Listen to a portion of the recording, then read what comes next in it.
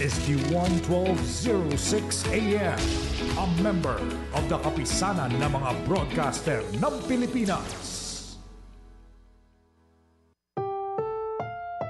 Ang susunod na programa ay rated PG. Patnubay at gabay ng magulang ay kailangan sa mga batang manonood. Join us as we uncover the stories behind every game-changing moment with Bill Velasco. Get ready to dive into the heart of sports because it's time for your favorite sports step into the spotlight.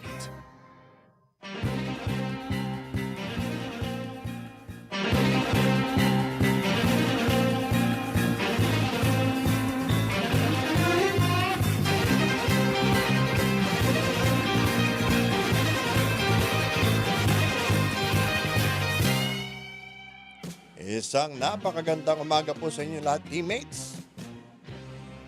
Ito po ang Hardball with Bill Velasco. Ang oras po natin eksaktong alas 11 ng umaga. Ngayon po ay Biyernes, April 10, 2026. You're tuned in to Hardball with Bill Velasco. At maya-maya meron po tayong exclusive na panayam kay Henry Cairns, ang CEO ng East Asia Super League. At may mga plano silang bigyan ng pagkakataon ang mga kabataan na matuto ng basketball sa mga international players at magkaroon ng pagkakataon ding makapaglaro. This is Hardball with Bill Velasco. Pero bago tayo magpatuloy, sundan kami sa aming mga social media accounts sa Facebook, DWAN 1206 AM, sa YouTube at DWAN.1206am, sa X, DWAN 1206 AM _ at sa Instagram at DWAN 1206 AM. This is Hardball with Bill Velasco. Diretso na tayo sa ating mga sports news ngayong araw. Lalong nagpalakas ang Gilas Pilipinas Women's 3x3 team bago tangkaing pumasok sa FIBA Women's 3x3 World Cup.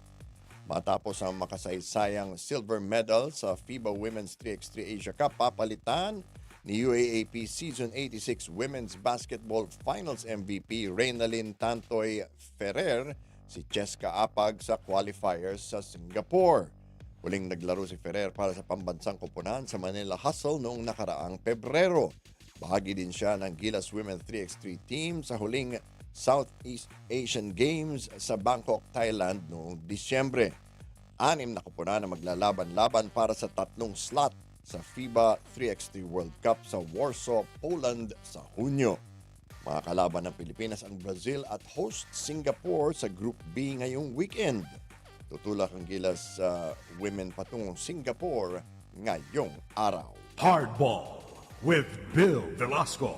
Hinirang ng Rookie of the Year ng Korean Basketball League si Kevin Kiambao ng Goyang Sono Sky Gunners. Nagtala ng 15.3 points, 6.5 rebounds, 4 assists at 1.1 steals per game ang 6'4 forward sa kanyang unang taon sa liga. Naglaro rin si KQ sa nakaraang FIBA World Cup Asian Qualifiers kontra Guam, New Zealand at Australia. Noong 2023 at 2024, kinilala ang Tubong Muntinlupa bilang UAAP Most Valuable Player. Nagtamo ng injury si Kiambao nung unang laro niya para sa Sky Gunners noong Enero 2025, pero nagposte siya ng career-high 36 points at 12 rebounds sa kanyang pagbabalik. Hardball with Bill Velasco. Hindi totoo ang balitang si Shaquille O'Neal at LeBron James ang magiging team owner ng bagong Las Vegas franchise sa NBA. May mga kumalat na social media post na nagsanib ang dalawa para bilhin ang bagong koponan na inaasahang magkakahalaga ng hanggang $10 billion. Sa kasalukuyan, si Bill Foley ang may-ari ng National Hockey Team Las Vegas Knights at part owner ng T-Mobile Arena ang nangunguna sa mga nagnanais bilhin ang team. Noong una ay napabalitang nais ni James at Floyd Mayweather Jr. na bilhin ang prangkisa, ngunit pareho silang umatras. Samantala, tinatangka pa rin ni Los Angeles Lakers legend Magic Johnson na makasali sa bidding Papasok ang Las Vegas team sa NBA sa 2028-2029 season. You're tuned in to Hardball with Bill Velasco. Mamayang hapon na magsisimula ang 2026 season ng Maharlika Pilipinas Basketball League sa magkahiwalay na lugar. Sa North Division, maglalaban ang Pasay Voyagers at San Juan Knights sa unang laro. Ganap na alas 5 ng hapon sa Caloocan Sports Complex. Ang Quezon City Black Bulls at Victory Liner Caloocan naman ang maglalaro sa ikalawang game. Sa South Division, magkakaroon ng opening ceremonies ng alas 4 ng hapon sa Alonte Sports Center sa Binyan, Laguna. Kasunod nito, maghaharap ang Rizal Zentro Mall, Golden Coolers at Cebu Greats sa unang laro ng alas 5. Magtutos naman ang Jensen Warriors at host team Binyan Tatak Gel Beast Motorcycle Tires sa huling laro. Hardball with Bill Velasco. Oras po natin ngayon, 11:05. Sa ating pagbabalik, makakausap natin si Henry Cairns, ang CEO ng EASL. Huwag kayong aalis, magbabalik pa ang Hardball with Bill Velasco.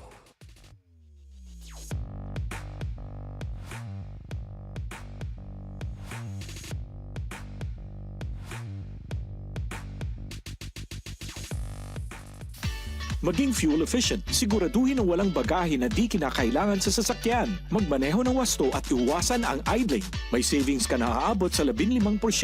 This is a public service announcement from the Department of Energy and this station. Headlines everywhere. Pero ano nga ba ang totoong nangyayari sa Senado at Kongreso?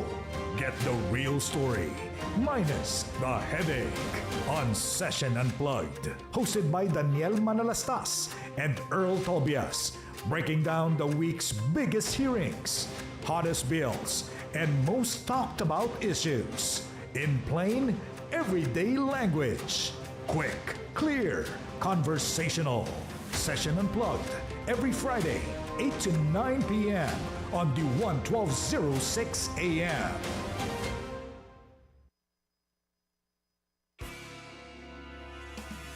Pangarap mong maging milyonaryo? Sa PCSO Lotto, magkakatotoo. Mas pinasaya, mas pinabongga, mas pinalaki ang mga jackpot prizes. Araw-araw ang bola. Kaya more chances of winning sa PCSO Lottery Draws. Lunes hanggang Linggo, tuwing 2 p.m., 5 p.m., and 9 p.m. Para sa bawat Pilipinong nagtatrabaho sa ibang bansa at sa mga pamilyang umaasa sa kanila dito sa Pilipinas. Narito na ang programang para sa inyo. Ito ang OFW, Overseas Filipino Watch. Problemang legal? May pang-aabuso o kailangan ng hustisya? Dapat may masasandalan. Kasama sina Ox Balyado at Attorney Rayzandro Unay. Handang magbigay ng malinaw, praktikal at tamang gabay. OFW, Overseas Filipino Watch. Tuwing Huwebes, alas 8 ng gabi. Dito sa DWAN 1206 AM. Sa bawat balita, may koneksyon. Sa bawat issue, may kwento. At sa bawat Pilipino, may epekto. Ito ang Balitang Konektodo. Ang programang hindi lang nagbabalita, kundi nagpapaliwanag kung bakit ito mahalaga sa atin. Kasama si Simon Ong. Pakinggan ang News Bites. Balikan ang throwback tayo at suriin sa anong connect sa atin. Balitang Konektodo. Lunes hanggang Biyernes, alas 9 ng umaga. Dito lang sa DWAN 1206 AM. Magandang araw, si Ding Dong Dantes po ito. O, tignan nga natin kung gaano ka kahanda sa landslide. Isang araw, habang nanonood ka ng TV, narinig mo may dumadagungdong na landslide sa likod ng inyong bahay. So ano ang gagawin mo? A. Pipiliting lumabas kahit na delikadong mabagsakan ng bububuong lupa. Or B. Wapakels, ituloy lang ang panonood ng TV. C. magtago sa ilalim ng lamesa o sa matibay na parte ng bahay, ibaluktot ang katawan at protektahan ang ulo. Kung siya ang sagot mo, congratulations! Alam mo kung paano iligtas ang sarili sa oras na magkaroon ng landslide. Dahil #panatag ang may alam. Maging panatag Pilipinas.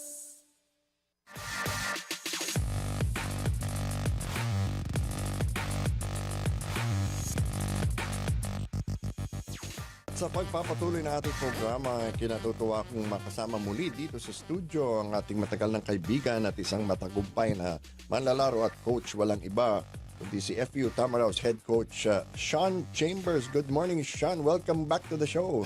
Good morning, my friend. How are you? Glad to be back. And yeah, You sound tired. no, I'm actually good. It's everything is going well. I've been back home since the Gilas campaign, and so it's been good. Everything is going well. Yeah, well, how are the FEU Tamaraos now? Well, right now we're in good shape. We returned all of but 3 players from last year's roster, Nice. and only one really played a lot for us. We had the Neil Owens, who was a one and done guy, came from California. So we returned back 90% of our offense. But with that said, we are no longer the young kids on the block now. Okay. You know, guys are going into their 3rd year. Our best player, John Ray, who was the MVP last year. We as a unit, we as a coaching staff, we have to understand that now we are the hunted. So we used to be the hunter. So I got up this morning, was thinking like, every day I must remind the guys that we must get better. We must improve on a different skill level, work on a different mindset to bring to the table this season, because we're going to have people really coming at us this year. You know, we're not the underdog. So, and I just took it back to my Alaska days. Like every year I came back, I wanted to improve on a different skill level and bring something new to the team and to the season. And that's how you remain successful. So you can't sit on your laurels. How do you manage to keep the players around? Because everybody's looking for players, you know, PBA, MPBL, all these other leagues. Yeah, you know, and we're dealing with that with people who are trying to recruit some of our guys that are still have years to play. But I credit to FU, long before I got here, we were a relationship-based program. Nice. And so, you know, relationship goes longer and further than money ever can, Yes. because that's going to last a lifetime. If you build the right relationship and you care for the kids, you love on the kids, and you put the kid, the university, and everybody else first, you're going to be able to maintain and hold on to those kids and maintain those relationships. And I think the fact that we grow from within, from our high school programs and our juniors program, the guys have been on our DWAN campus since they've been 14. That helps in so many ways. But at the end of the day, it's a new era. We still have to make sure we continue to recruit our guys and hold on to them. Okay. Did anything surprise you last UAAP season? No, not really. I felt that the teams that were the better teams last year made it to the Final Four. I did feel, though, we were close, and I did feel like we were in the fighting conversation, but I also knew we were young. But with that said, I thought the season was amazing. I will say this. I didn't think it would take 4 games for us to win our first game last year. So I think we actually went into our 5th game.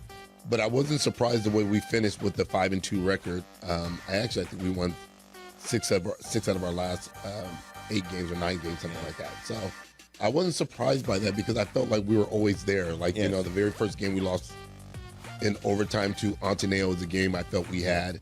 And we lost by 2 to La Salle when we had a play at the end of the game to end of overtime. And then our 3rd game, we lost to UP by 3. So I was not surprised that we were in those conversations, but I still felt we just needed to know how to win those games down the stretch. Okay. How do you keep the players' confidence level up with, you know, successive losses? It's a mindset, because that, with me, everything's a positive mindset, and it's a growth matter, because you actually get better if you treat it the right way from your losses. Okay. A lot of times it's hard to get the attention span there when you win, right?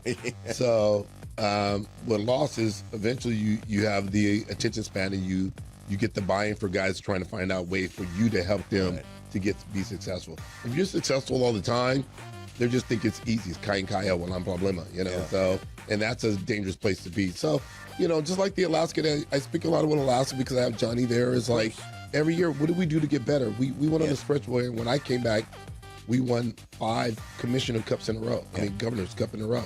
So you have to get better. You cannot rest. That championship is over. So when I'm telling John Ray right now, we had a couple of scrimmages, and I'm reminding him, John Ray Pasol, is that you're no longer the MVP. Yeah.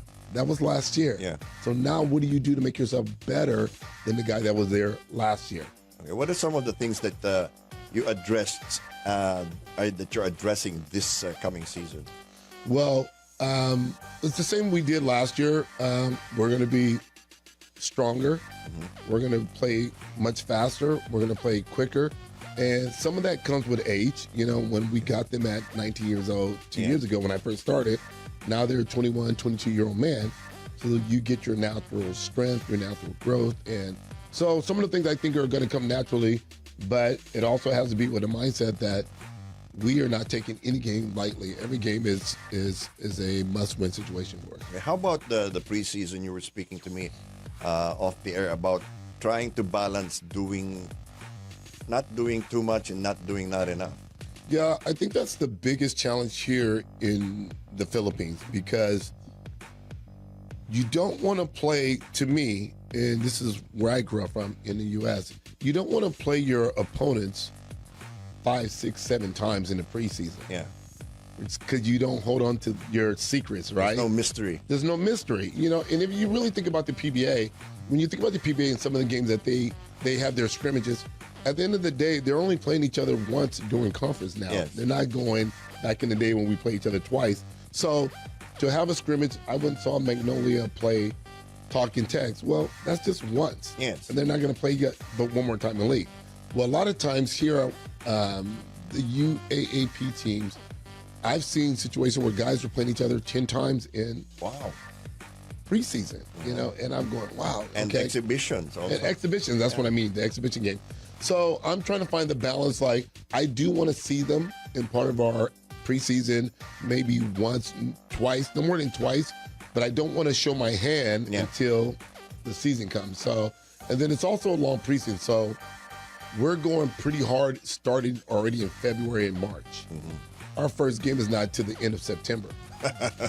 Diba? So it's a long stretch. So you gotta keep the guys engaged. You don't want to continue to do the same thing over and over again. So you have to come up with creative ways of keeping them engaged and make sure practice is meaningful and not just routine. And they still study. And they still study and go to class. Right? Yeah. Boy, what a hard life you must have. Yeah, well, it's a dream come true. So I don't mind it at all. Yeah. So what are your expectations this coming season? I expect every year. I talk to the guys like, if we're not, it's like what's the movie? If you're not first, you're last, whether you're second or no. Yeah. So we are trying to win a championship. That's our goal since I signed with FEU, and I'm grateful that they've honored me with my contract. We guarantee my next 3 years of my contract. So from last year's season, so I'm really grateful to the Montanola family and everything they've done to empower me here and let me be a piece of the university. But from the beginning that I got here, my goal is to win a championship, and that doesn't change. So I know everybody says Final Four. That's great, but if you're reaching for the championship, Final Four has to be a must. Yes, so, of course, it's right? a step in the process. It's a step in the process. So we're looking to win, you know, and I think we have a chance. I still think the 2 top teams are going to be the best, or still going to be strong, and I'm interested to see what NU does.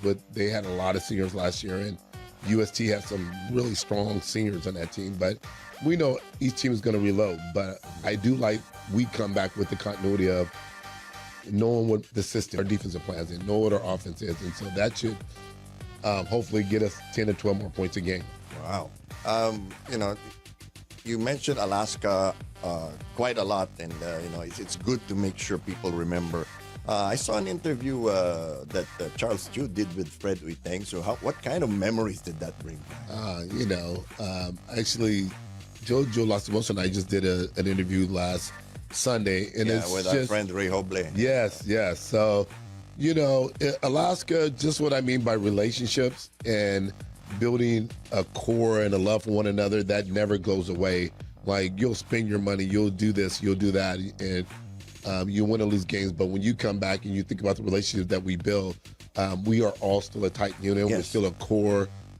We have ultimate respect for Mr. Uitensu, and me working with the national team has a lot to do with my relationship with Coach Tim Cone. Yes. And so, Still feel like the child of a divorce? right, I still feel I'm split between the both of them. But, they are very respectful men. Like, they never bring that to me. They let me have my relationship with Tim, and I have my relationship with Mr. Uitensu, Fred, and I'm super close to both of them. They're very dear to me, both of them. So, but the Alaska dynasty still lives forever.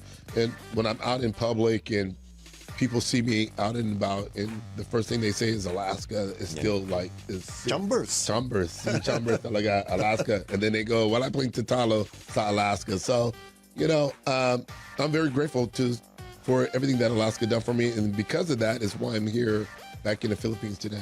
Yeah, the love never dies. It never dies. Okay. Let's talk a little bit about Gilas now. You one of your mantras is be a star in your role. What's your role on the coaching staff of Gilas? I think really Tim really likes the idea of me working directly with like Justin and imports that may be within the organization, and really, it goes back to relationship building. Like, I'm really close with Kai Soto and Kevin and KQ and all the young guys, and I've just really that's just who I am. I just built a relationship with the young guys, and we just show them about what attention to detail really means, and what it really means to, and although I'm not Filipino, but I'm Pinoy at heart, but to play for the love of the country. And one thing that I can attest to as a player for Alaska, we've always played for the organization, the company, and people that were not on the court with us. So now, of course, by bazillion times, that's what we're doing for the national team and for the love of the Filipino basketball fans here. And so we constantly remind them that this is bigger than that. Remember yourself. Remember that when you step on the court and when you put on the Gilas uniform, this is bigger than just you. And when you're tired and when you don't feel like shooting and working out, like, this is for every Filipino that is in this country, outside of Manila to the provinces. Everybody's watching. So, so my role, and again, I know the triangle, I know the system, I know how Tim wants to play the game, and I also think I have a certain calmness, when it comes to just You're chill, man. You gotta chill, and you work your best when you can have when your mindset is chilled and you're not over panicking, and so I can bring that to the table. Okay. Of course, people weren't happy with what happened with New Zealand and with Australia. What are some of the things that you and Tim and the rest of the coaching staff are looking to change? Well, I don't think you want to do too much change, and I don't think you want to go away from the plan that Tim has put in place of trying to build a core of guys that can, every time they show up, it's more like a team. Yeah. So, and I believe in that 100%. So that's the biggest thing. Is I believe in what he's trying to get done. That's huge. But I think the fans, of course, we would have loved to win that game against New Zealand. Of course, we would like to show better against Australia. But in the bigger picture, those games are not the important ones, right? So the important games are going to be the crossover after this next round when we go visit them. So when we have to go play against Iran, Iraq, and maybe Syria, that's our crossover. Those are the games that are the must-wins, and we match up much better to those teams than we'll ever do against Australia and we'll ever do against New Zealand. Although I do feel we are in the conversation when we lose. Well, we lost that game by 3 points. Exactly. And we didn't play our best basketball, but we were there in the conversation. So So at the end of the day, when you look at the bigger scheme, and I know everybody's reactionary, and everybody's a coach in some form. Armchair coach. Yeah. Armchair coach in Manila, but in the Philippines. But at the end of the day, the bigger picture of it is we've already qualified for the next round. Okay. That's first and foremost. And so now when we do the crossover against those other countries, that's when we need to be 100% and have all guns ablazing. And I think we're getting there. Okay. So when will the preparation for that next round start in earnest? We have the next home and away. We have the away series going back to New Zealand, Australia. That's going to be the first weekend of July. I believe July 7th and 9th, around there. So what happens if you lose both games there? We still qualify for the next round. All right. That's an already done deal. Okay. So those are the games we can afford to lose. Right. So Not that we want to, but not that we want to. Okay. We want to do well, but at the end of the day, because there is a carryover system with Yes, that. true. Okay.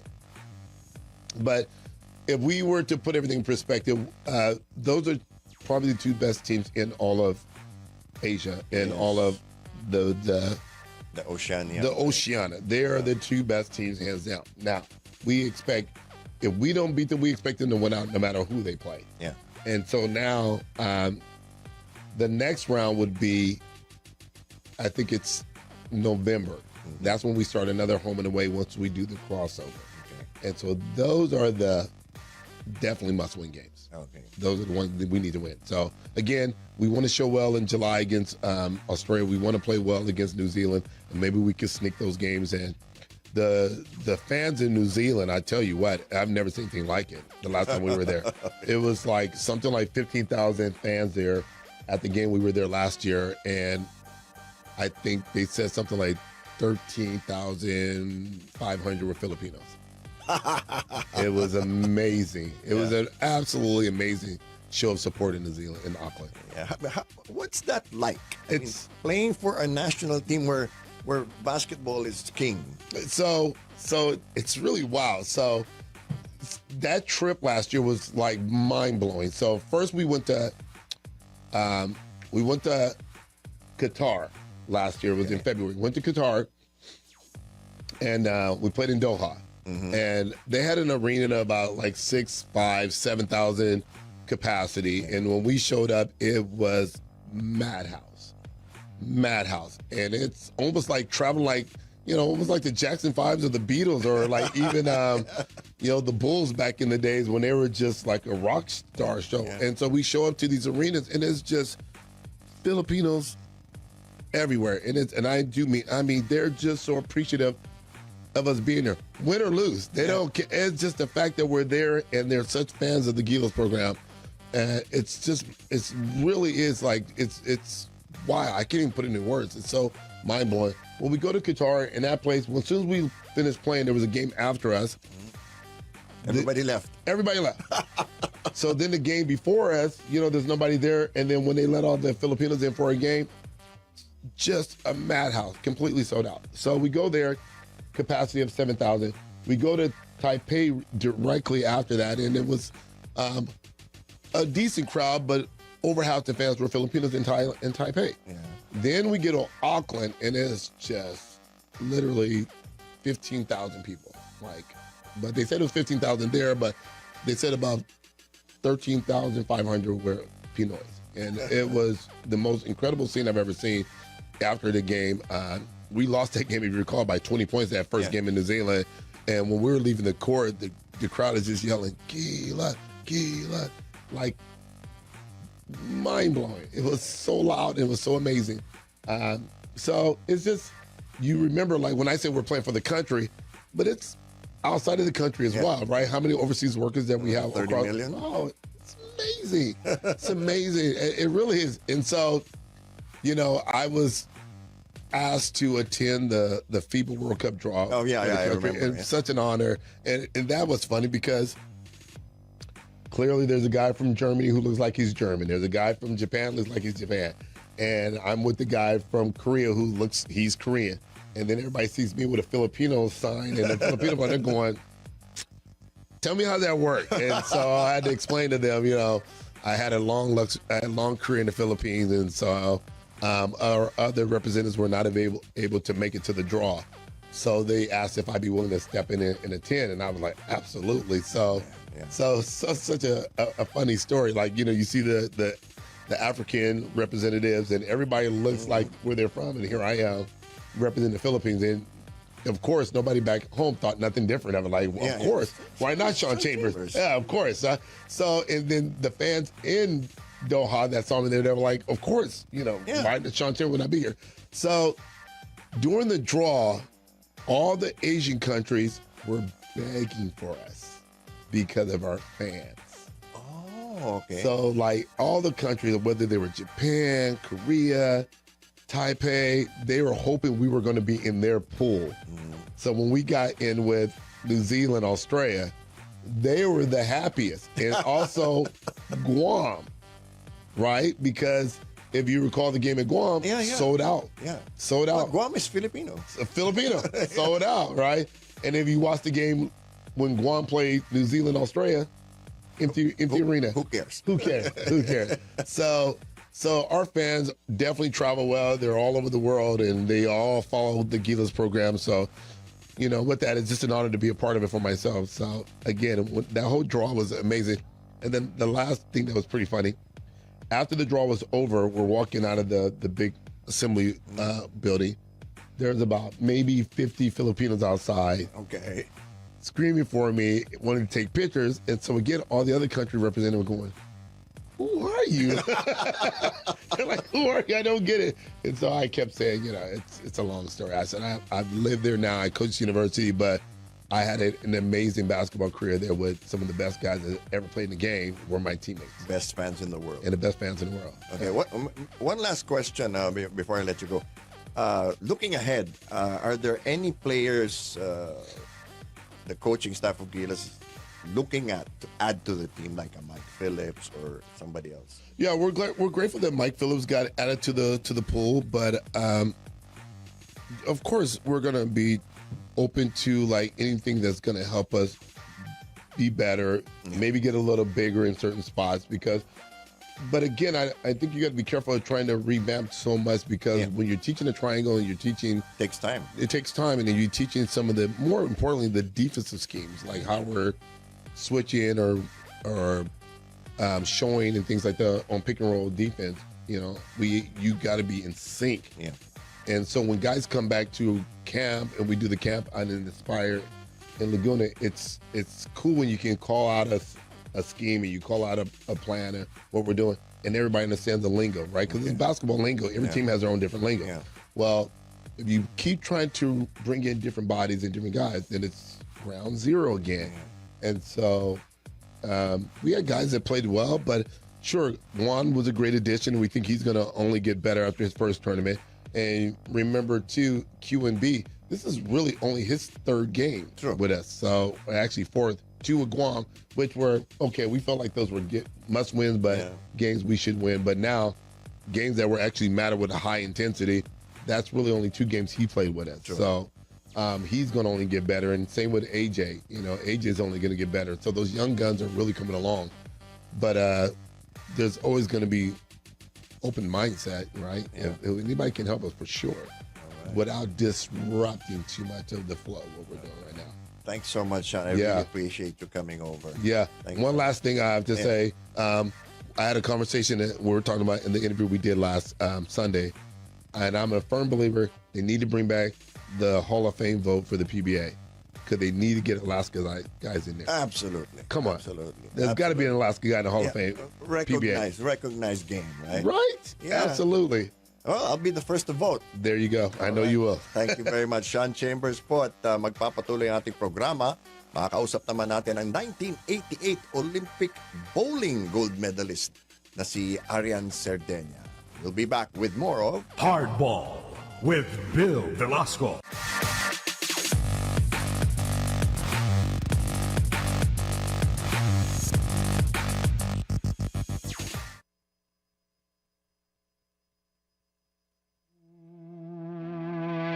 May mga katanungan ka ba tungkol sa iyong karapatan o problemang hindi masolusyonan? Isang tawag lang, At nandyan na si Attorney Bob Ferrer at si Princess Jordan para umagapay sa'yo. Magbibigay boses sa iyong mga hinaing na dapat marinig. Bibigyang linaw yan dito sa Isang Tawag Ka Lang. Kasama si Attorney Bob Ferrer, 5:30 to 6:30 p.m. Dito lang sa DWAN 1206 a.m. Balitang nakala. Mamulat ng kanyang mga si Presidente at si... Binantayan. Sinuri. Nilatag at inihayag. 13 sa tanghali. Kasama sina Greg Gregorio, Naj Miravalles at Zai Chua. 13 sa tanghali sa ganap na alauna dito sa IBC 13.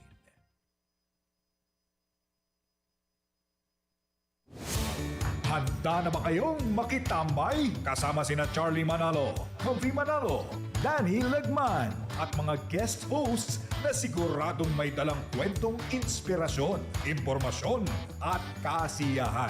Tuwing Lunes, tambayang paaralan, balitang campus, scholar kwento at tips para sa ating mga kabataang iskolar ng bayan. Miyerkules, tambayang kabuhayan, negosyo balita, tech tips, at kwento ng tagumpay ng ating kabarangay. Biyernes, Barangay Talk, Usapang Bayan, at kwentong party list. At tuwing Martes, 5:30 to 6:30 p.m. LGU Special, serbisyong publiko at proyekto para sa mamamayan. Barangay 13. Lunes, Miyerkules, Biyernes, 2:30 to 4 p.m. At Martes, 5:30 to 6:30 p.m. Dito lang sa DWAN 1206 a.m. Looking to level up your brand? Advertise with us, where everything you need are rolled into one. All in one. In DWAN. From news, entertainment, to music, all in the mix. DWAN 1206 a.m.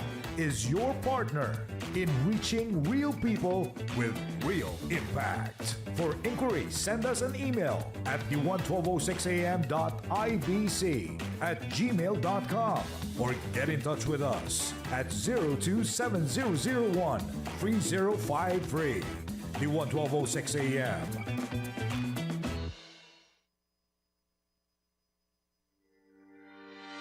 Kaibigan, are you getting confused with all the fake news? IBC 13 will guide you with steps to determine fake news. Check the source. If it's reliable, take a background check on the site, its writers, and its mission. Check the credibility of the author. It might give you an idea on how trustworthy the author is. Check the date of the news or article. Sharing old news might confuse recent events. Look for supporting sources. Gather data and info to support the story. Ask the experts. It's another way to get credible info and data to support a story. Assess your own belief. This might affect your judgment when considering news to be fake or not. You won't get confused with fake news anymore. Here on IBC 13.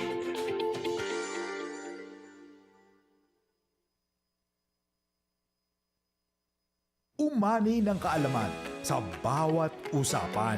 Hindi lang basta tanim at ani, kundi trivia, talakayan at mga proyekto ng gobyerno para sa magsasaka at agrikultura.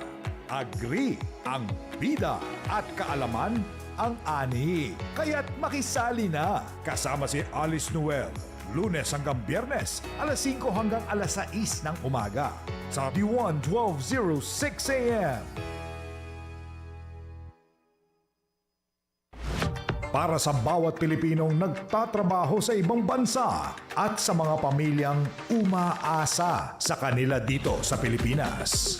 Narito na ang programang para sa inyo. Ito ang OFW, Overseas Filipino Watch. Problemang legal? May pang-aabuso o kailangan ng hustisya? dapat may masasandalan. Kasama sina Ox Balyado at Attorney Rayzandro Unay. Handang magbigay ng malinaw, praktikal at tamang gabay. OFW, Overseas Filipino Watch. Tuwing Huwebes, alas 8 ng gabi. Dito sa DWAN 1206 AM.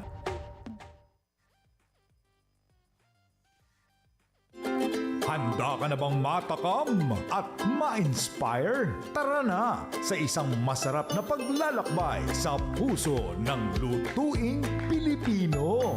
Pinoy Flavors with Chef Jason.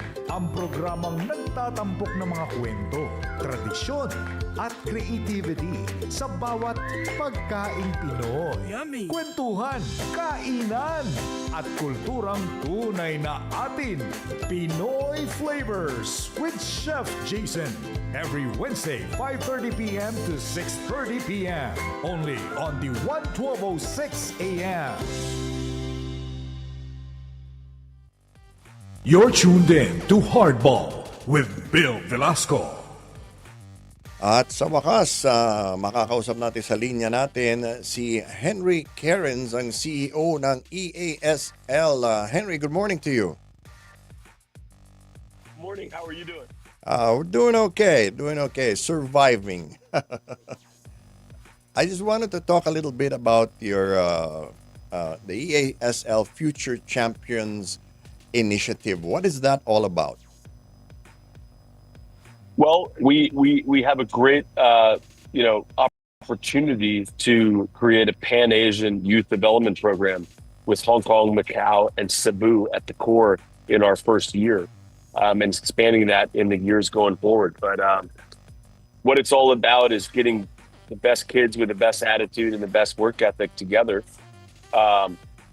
putting in NBA coaching talent, technology that's not available necessarily to all these kids, bringing them together for elite training, and then the cream rises to the top, bringing them to Hong Kong for a championship game, the best 5 kids from Cebu, bringing them to Japan for 1 week of training, and bringing them to Spain at FC Barcelona for 1 week of training. So for us, it's about identifying the best talented youth in Cebu and investing in them.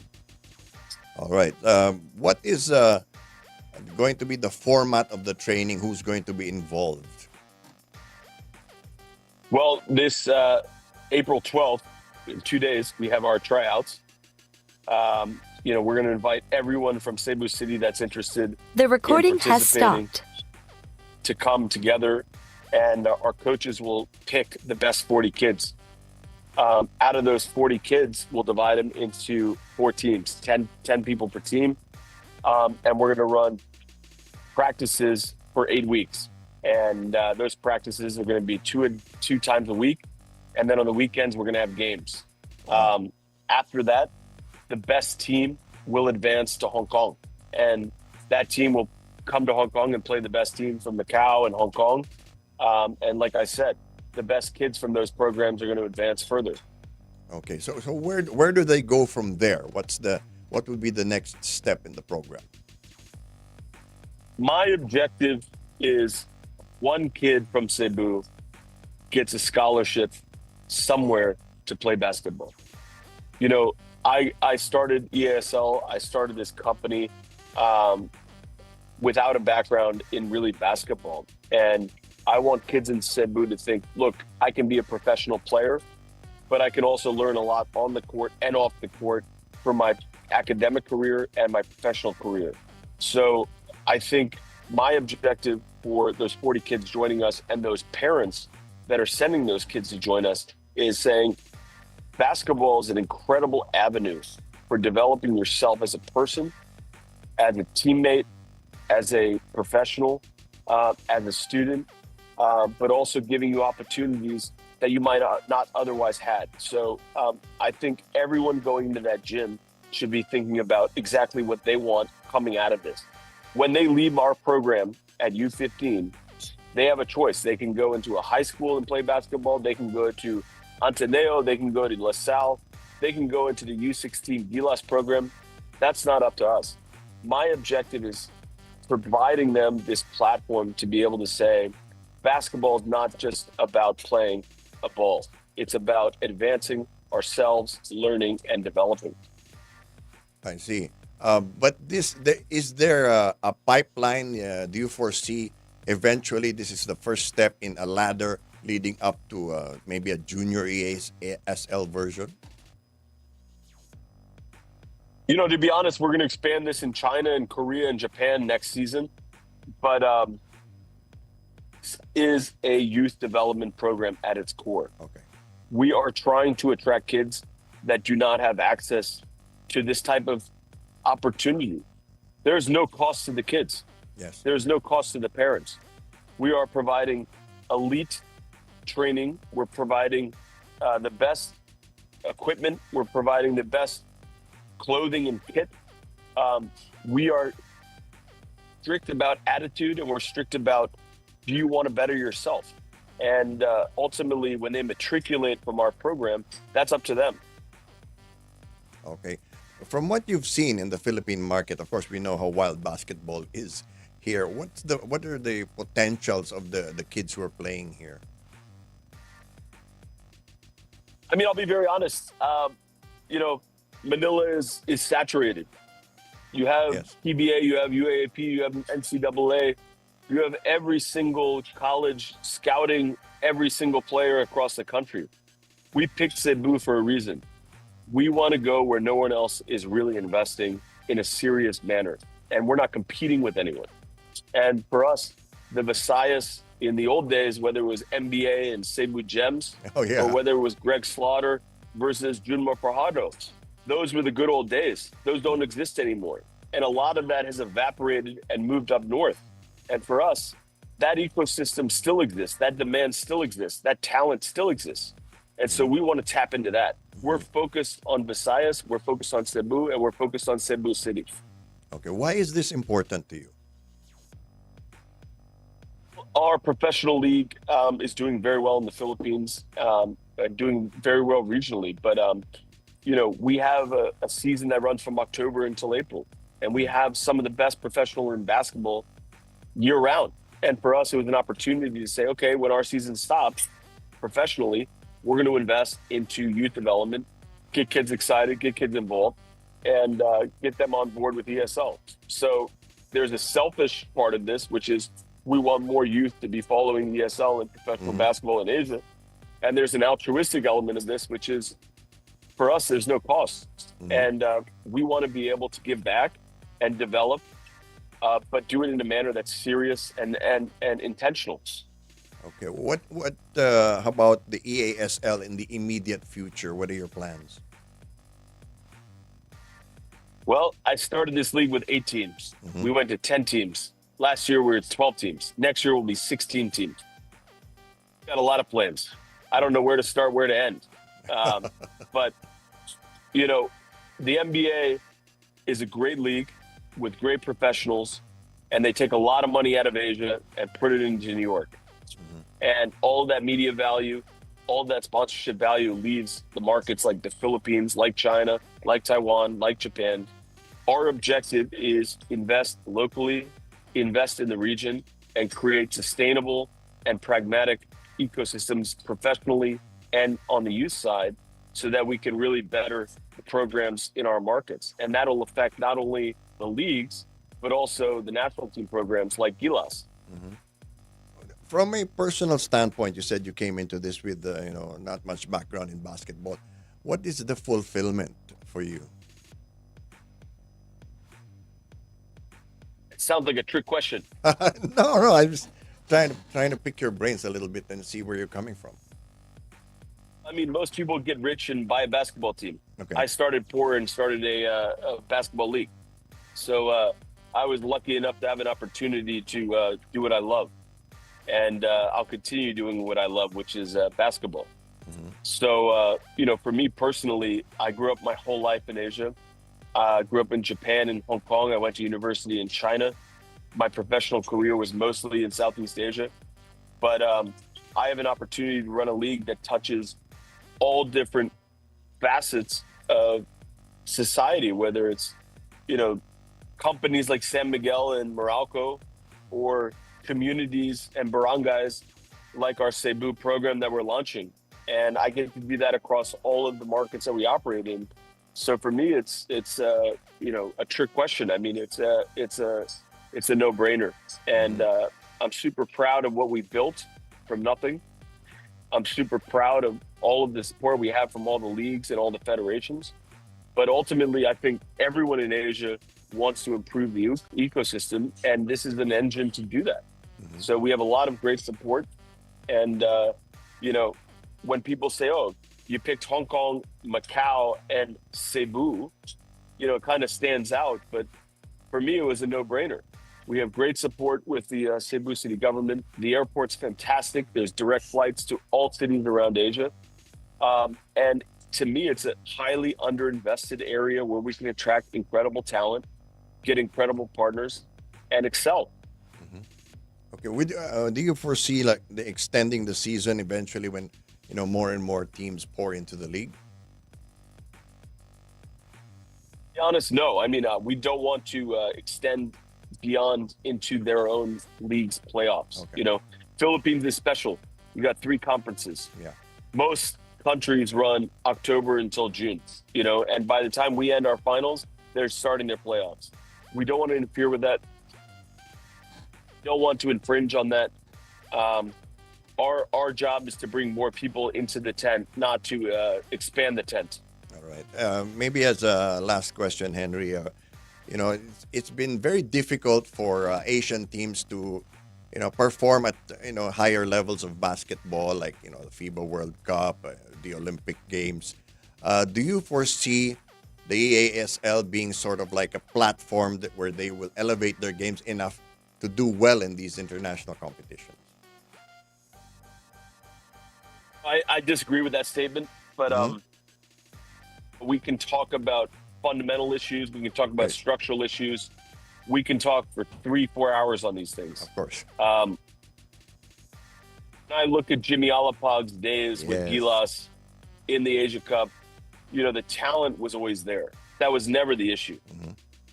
I think there's a lot of lack of development. There's a lot of lack of coach in a serious and systematic basis. I'm not saying we're going to solve that issue, but I think we can be a part of that solution. But no, I mean, I look at Japan very closely, and 20 years ago, the baseball league domestically was okay, it was cool. Now the highest paid baseball players in America are all Japanese. Yes. And the basketball league was a joke 10 years ago. Now it's the second highest paying league outside the NBA. Every game is sold out. They're paying Kiefer Ravenna, Kai Soto, Dwight Ramos. I mean, this doesn't come from some magical seed that's dropped off an airplane. This comes from serious, dedicated work around how do we build ecosystems that are sustainable, profitable, but also able to grow. And I think that doesn't exist in a bubble within Japan. It doesn't exist in a bubble within the US. It doesn't exist in a bubble in the Philippines. So to answer your question, Asia has come and gone in terms of rankings. Now, Japan is ranked much higher than it was 20 years ago. True. China has dropped off. Philippines is sort of in the middle where it's always been. But my view is if you stay still and you just stay the same talent you've always been, you're going to fail. Europe is accelerating. 40% of the NBA now is Europe. True. 10 years ago, it was 5%. So, everyone's improving. Your relative ability to be competitive is diminishing if you're not being aggressive, being actionable, competing internationally, and fighting in the arena. So I don't think it's something that's static. I don't think it exists within Asia or within a certain country. But my view is that whether it's baseball, whether it's football, or whether it's basketball, everyone has the opportunity to climb to that elite status. It's up to you. All right. Well, thank you very much for your time, Henry. And more importantly, thank you very much for what you've done for the sport of basketball. I appreciate it, and I look forward to seeing you in Cebu. All right. Thank you very much, Henry. See you there. Right, si Henry Kerens po ang CEO ng EASL. At yan po ang ating programa para sa araw na ito. Muli ang Hardball with Bill Velasco ay masusubaybayan mula Lunes hanggang Biyernes alas 11 na umaga hanggang alas 12 ng tanghali. Dito lang po yan sa DWAN 1206 AM. Abangan susunod na ang The Showbiz Authority. Ako po si Bill Velasco. Magkita-kita po tayo muli sa Lunes.